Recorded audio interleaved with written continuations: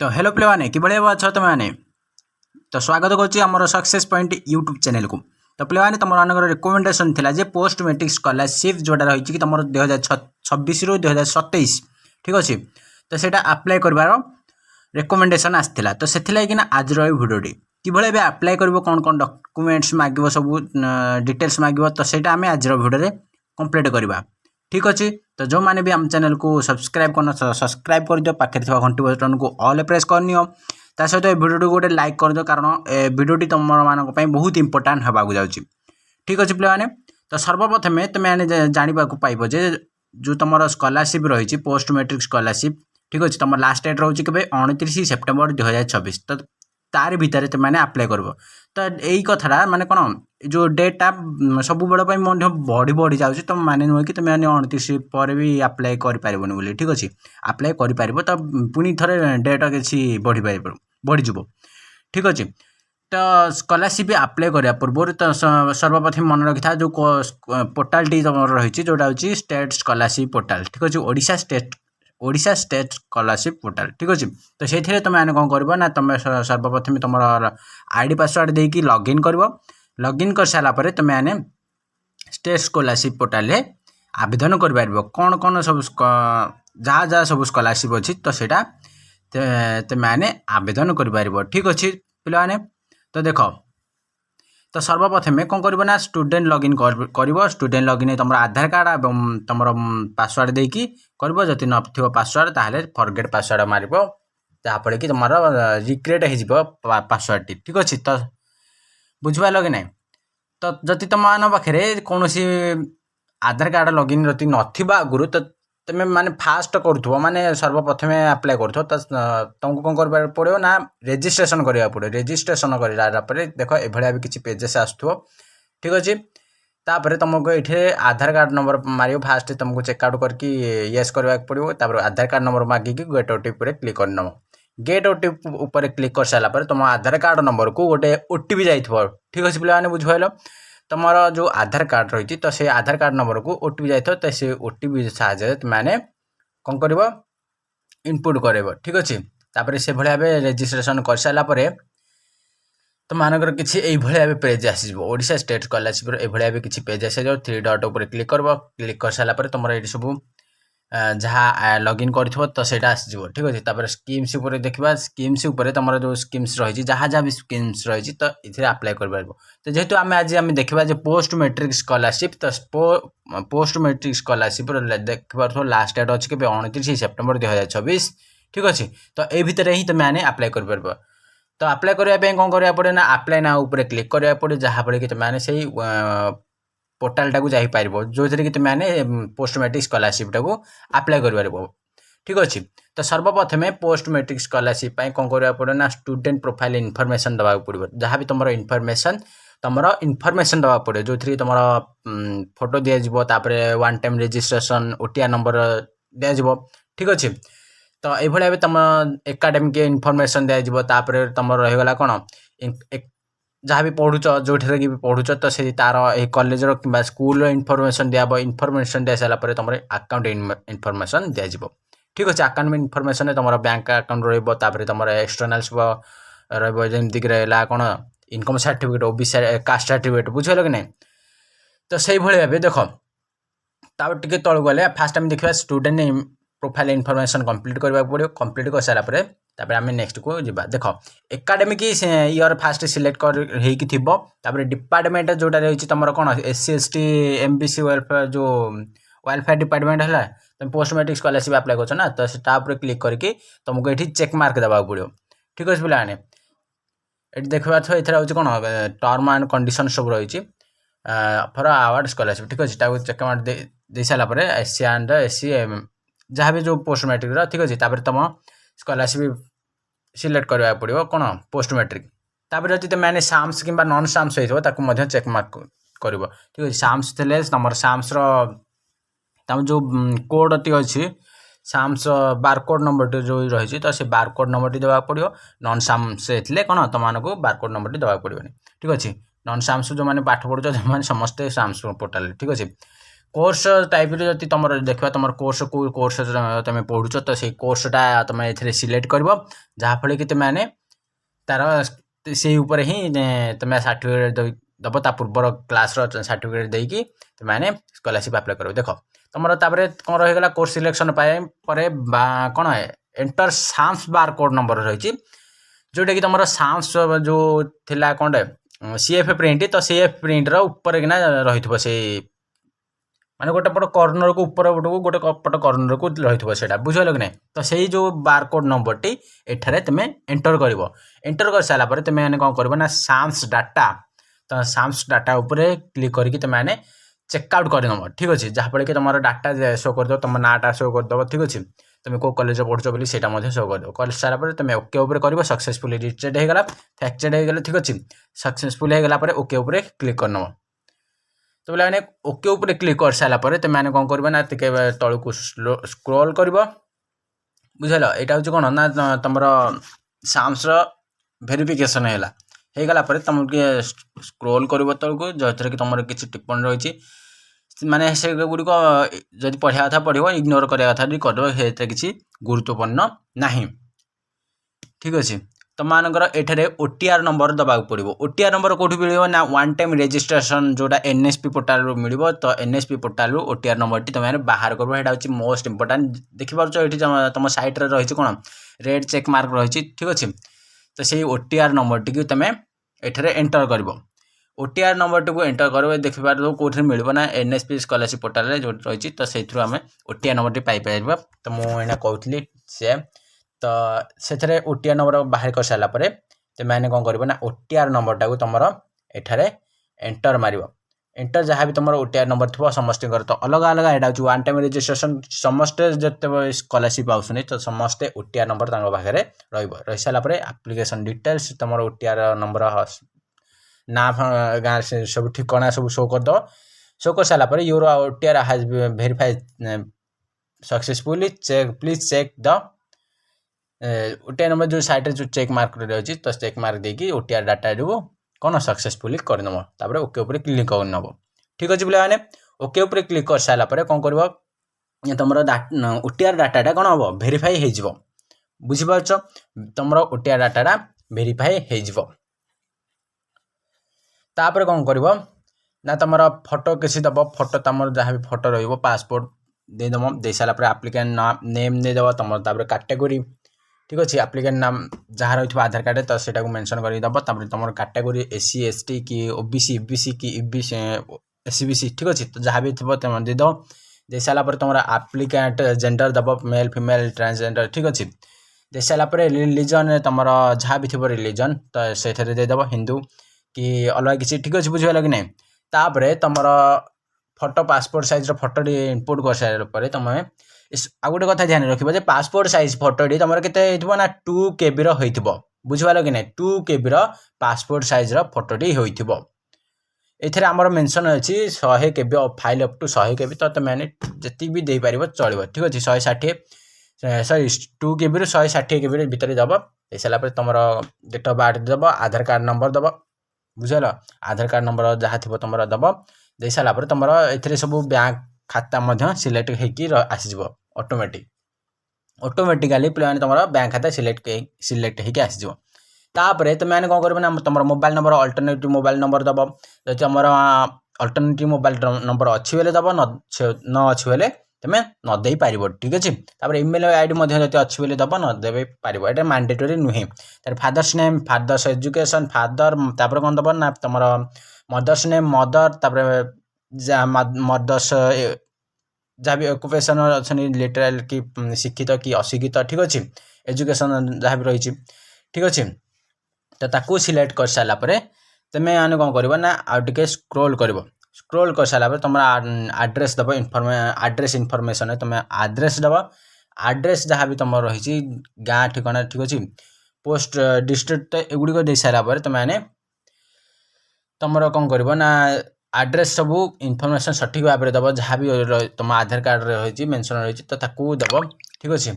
District जमी district block तापर ग्राम panchayat village pin code दे सारापर तुमने कौन कर 3टा बक्स अच्छी तो से तुमने नेक्स्ट को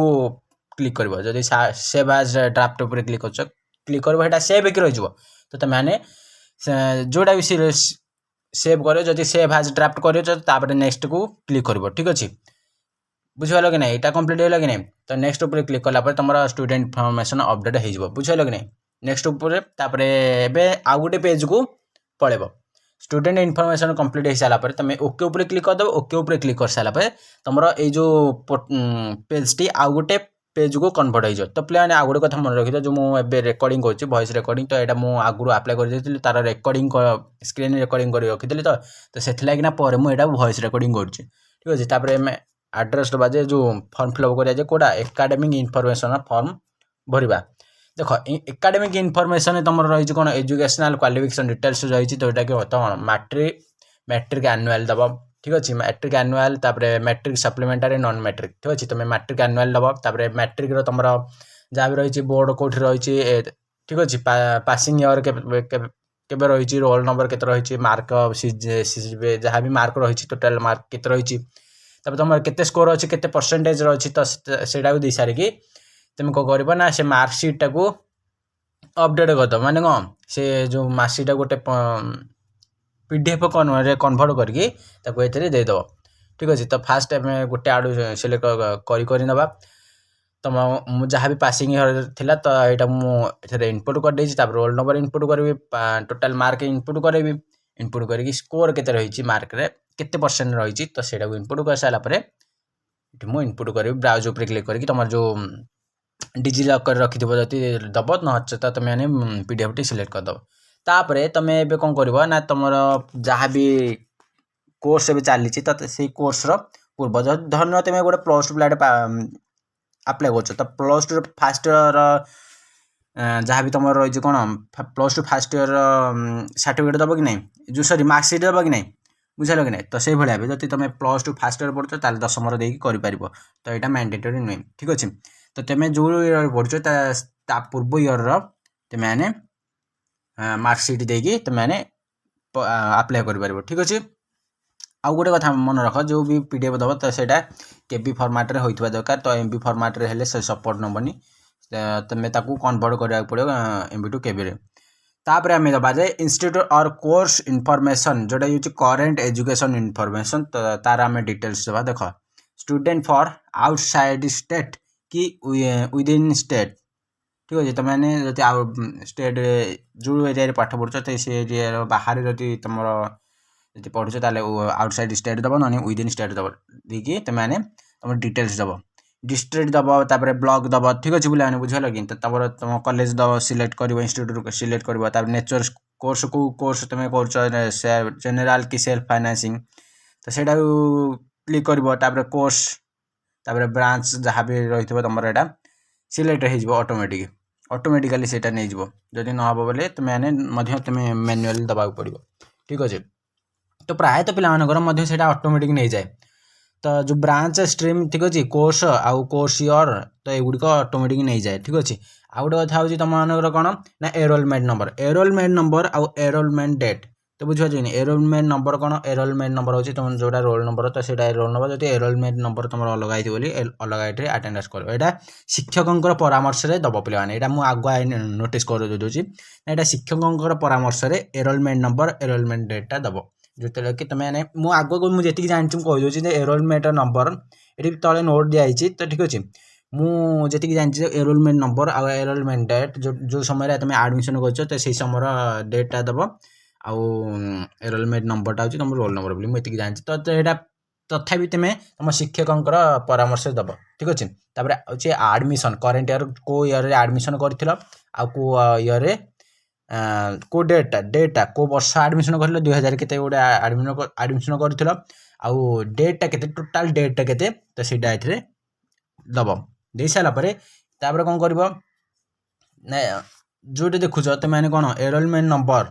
आउ कौन ना तुम एरोलमेंट डेट जोटा रही ठीक अच्छे बुझार ना तो ताकू नहीं कि तुमने आडमिशन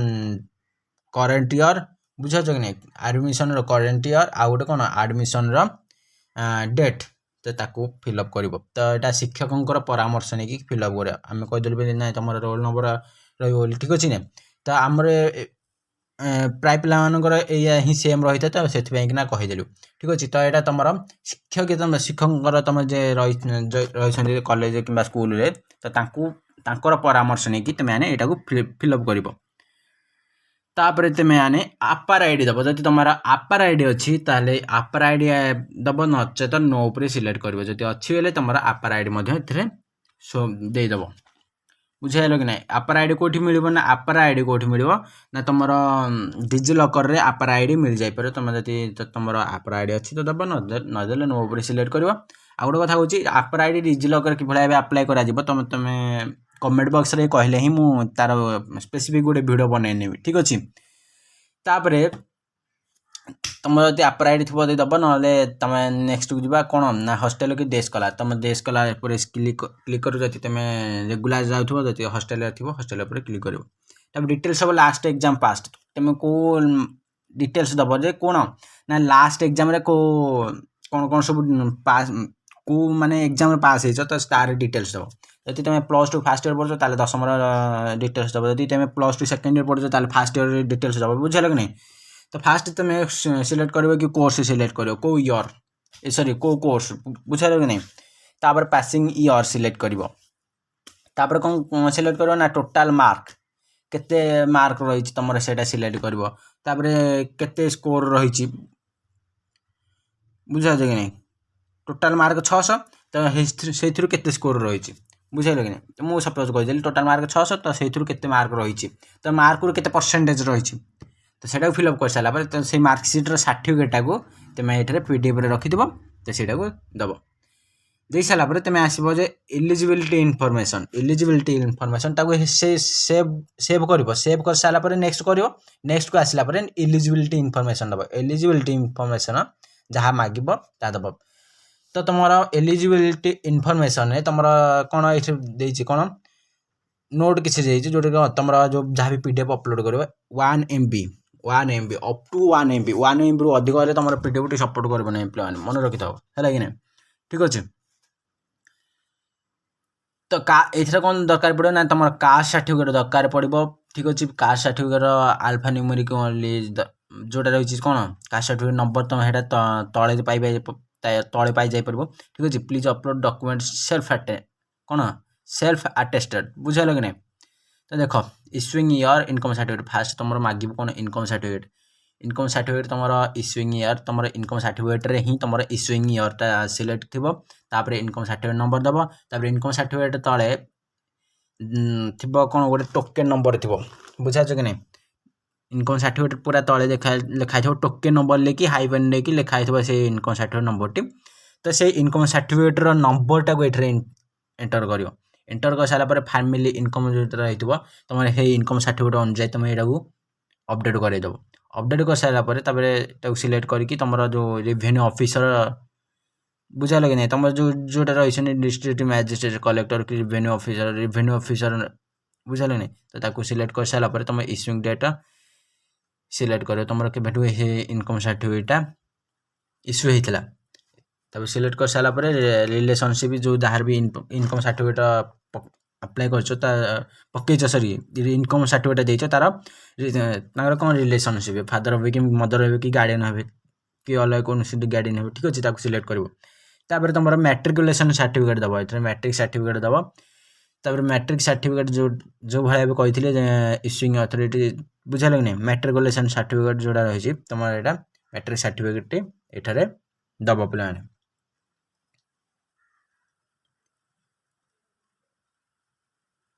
ମ୍ୟାଟ୍ରିକ୍ ସାର୍ଟିଫିକେଟ୍ ଦେଇସାରିଲା ପରେ ପିଲାମାନେ ତାପରେ କ'ଣ ଦେବ ନା କାଷ୍ଟ ସାର୍ଟିଫିକେଟ୍ ଦେବ। କାଷ୍ଟ ସାର୍ଟିଫିକେଟ୍ରେ ତୁମର ରହିଛି କ'ଣ ଯାହା ବି ରହିଛି ତୁମର ଇୟର୍ କେଉଁ ଇୟର୍ରେ କରିଥିଲ। ତାପରେ କାଷ୍ଟ ସାର୍ଟିଫିକେଟ୍ ନମ୍ବର ଦେବ। କାଷ୍ଟ ସାର୍ଟିଫିକେଟ୍ ତଳେ ପୁଣି ଗୋଟେ ନମ୍ବର ଥିବ ଯେଉଁଟା ହେଉଛି ଟୋକେନ୍ ନମ୍ବର, ବୁଝିପାରୁଛ କି ନାହିଁ? Token number. ତାପରେ ସବୁ ଏଭଳିଆ ସବୁ ଡିଟେଲ୍ସ ଫିଲ୍ଅପ୍ କରିସାରିଲା ପରେ ଇସ୍ୟୁ ଡେଟ୍ ଯେଉଁଟା ରହିଛି ତୁମର, ବୁଝିପାରୁଛ କି ନାହିଁ? କେବେ ମାନେ ଇସ୍ୟୁ ହେଇଥିଲା କାଷ୍ଟ ସାର୍ଟିଫିକେଟ୍ ତ ସେଇଟା ଦେବ। ତେବେ ସେଇଟା କ'ଣ ସିଲେକ୍ଟ କରିବ ଯେଉଁଟା ଇନକମ୍ ସାର୍ଟିଫିକେଟ୍ ଆମେ ସିଲେକ୍ଟ ହେଲା ରେଭିନ୍ୟୁ ଅଫିସର ବୋଲି, ତ ସେଇଭଳିଆ ଭାବେ ଏଥିରେ ମଧ୍ୟ ସିଲେକ୍ଟ କରିବ। ଠିକ୍ ଅଛି। ତାପରେ ଯଦି ତୁମେ ଦିବ୍ୟାଙ୍ଗ ହେଇଥିବ ତାହେଲେ ଦିବ୍ୟାଙ୍ଗର ଫର୍ମ ଫିଲ୍ଅପ୍ କରିବ, ଯଦି ନ ହେଇଥିବ ନାହିଁ। ତାପରେ ତୁମେ କ'ଣ କରିବ ନା सेव एज ड्राफ्ट ऊपर क्लिक करो जति तुमको नेक्स्ट आसो बेले बेले सेव एज ड्राफ्ट आउची तो तुमको यहाँ नेक्स्ट शो कर नेक्स्ट शो कर सारापर नेक्स्ट ऊपर क्लिक करके तुम बैंक इनफॉरमेशन दब बैंक इनफॉरमेशन तुम रही कौन आईएफसी कोड रही ठीक अच्छे पे आईएफसी कोड दब बैंक का अकाउंट नेम दब ठीक अच्छे तापर तुम कौन account holder name account number तापर रिटाइप अकाउंट नंबर दुई थर दब पुणी थे आउ थे दब बुझे कि नहीं जो अकाउंट नंबर देखो पुणी थे अकाउंट नंबर दब ठीक अच्छे तापर तुम मानकर कौन हम ना जो पासबुक रही पासबुक फ्रंट पेजटा को कौन कर फोटो उठे पीडीएफ फॉर्मेट रख पीडीएफ फॉर्मेट रखिकी ये अपलोड कर ठीक अच्छे कि नहीं तुम जो पासबुक जो थी कि तुम रही कौन आईएफसी कोड भिजिबल हो से बैंक अकाउंट नंबर भिजिबल हो कौ ब्रांच भिजिबल हो ठीक अच्छे अकाउंट होल्डर ना किए अकाउंट होल्डर जी अच्छा तुम जो तुम जे आप्लाय कर तुम अकाउंट होल्डर तुम ना थी फुल नेम टे थी अकाउंट नंबर थी ठीक अच्छे तो ये तुम मैंने ब्राउज उपर क्लिक करके दब ठीक अच्छे आउ गोटे कथा हूँ तुम जब अकाउंट नंबर आधार कार्ड सहित सीडिंग थो सीडिंग सी डेट उपर क्लिक कर जब नथिबो बेले नो उपर क्लिक कर जदि थी बोले येस उपर क्लिक कर आ ठीक बुझेगा कि नहीं तापर तुमको ये शो कर गोटे नेक्स्ट बोली शो कर नेक्स्ट स्लो कर सारापर तुम शो कर सारापर तुम नेक्स्ट उपर क्लिक कर नेक्स्ट उपर क्लिक कर सारापर तुम कौन हम ना ऑटोमेटिकली तुम स्कॉलरशिप टू पेंडिंग हो पेंडिंग तापर तुम सब वेरिफिकेशन कंप्लीट हम जमीक रहा कौन सॉरी नेक्स्ट उपर क्लिक कर सारापर तुम गोटे फॉर्म आसो है पोस्ट मैट्रिक स्कॉलरशिप तुम जो गोटे फॉर्म गोटे आसो से फॉर्म टी कौन कर प्रिंट कर प्रिंट काढ़ी तुम कॉलेज कि स्कूल तुम यहाँ दब दे सारापर तो सेटा इंस्टीट्यूट लेवल तुम फास्ट वेरिफिकेशन हम इंस्टीट्यूट लेवल वेरिफिकेशन हो सारापर तुमने बहुत सारे लेवल वेरिफिकेशन अच्छी लेवल वेरिफिकेशन सरापर तुमको तुम स्कॉलरशिप पेमेंटा मिल जाव आ गोटे कथा हूँ जो स्कॉलरशिपटा मो मतरे तुम जब आप्लाय कर सठिक भाव में सब इनफर्मेशन जानी आप्लाय कर जब भूल भाल जब किसी कौन भाव में आप्लाय कर तुम हुए तो जे तुम स्कॉलरशिपटा कटि जापे ठीक अच्छे तो आज क्लास आज वीडियो नेक्स्ट